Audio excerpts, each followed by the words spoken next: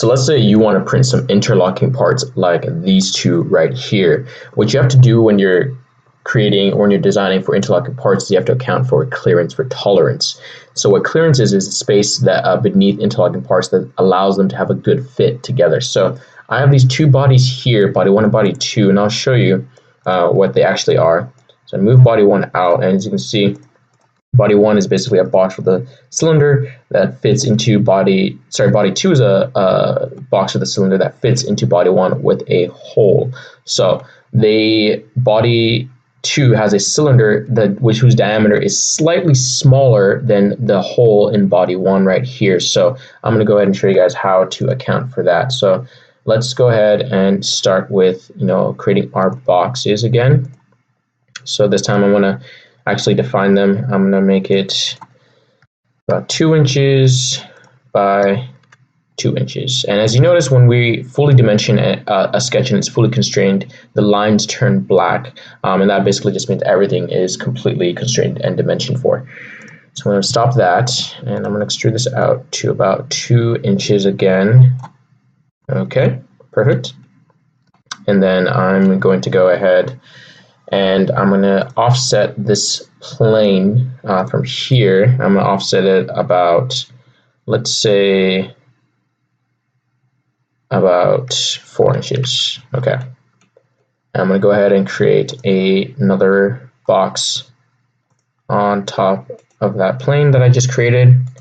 And I'm going to move it out. And as you notice, when we create a sketch on top of another sketch, if it's a similar profile, we can go ahead and snap to the end right here. And as you notice, this corner right here, this little blue dot indicates that we've gone to the end, the corner of the first box, and it'll basically match the dimensions of that first box. And as you see, the lines are all black, so it's fully constrained and fully dimensioned. So I know it is also 2 by 2 inches, and it appears there. I'm going to go ahead and extrude that.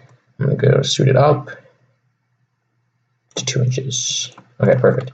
So now I have my 2 boxes. So now I'm going to go ahead and create the hole on this first box here. So I'm going to go ahead and actually, before I do that, I'm going to go ahead and hide this body right here, and then go ahead and start creating the hole. I'm going to go on my top face, and I'm going to snap this to the center here. Okay, to the center, perfect. So I want to make sure that it's simple. I want to make sure that it's a simple hole tap type and the drill point is flat.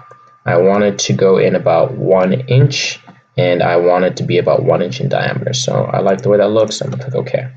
Perfect. So I'm going to go ahead and show my first body, and I'm going to go ahead and hide my second body. And this one I want to create a cylinder.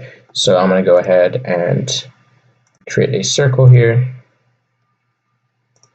and I'm going to dimension it to be, so our first hole, as you noticed, was 1 inch. Now in order to count for clearance when we're creating parts that fit, if we want to fit the cylinder into the hole, we need to make this cylinder slightly smaller. So the clearance tolerance for parts in general is between 2.5 millimeters to 2.75 millimeters, or 0.0098 inches to about 0.0295 inches.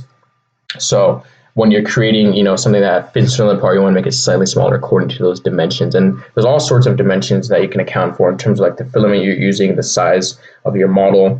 And I basically outline these dimensions in the PDF after this video that shows, different clearance tolerances for different situations. So you don't have to memorize all of the numbers. So I'm actually going to have a tolerance of about 0.01. So I'm going to say 1 minus 0.01. Okay, so we're at 0.99. Go ahead and stop mentioning that. Okay, I like the way that looks, and it's in the center. We know it's centered because the circle is black, the sketch is black, as well as because we sketched on the center point of this canvas, so we know that this cylinder rather is centered. So I'm going to go ahead and click Stop Sketch.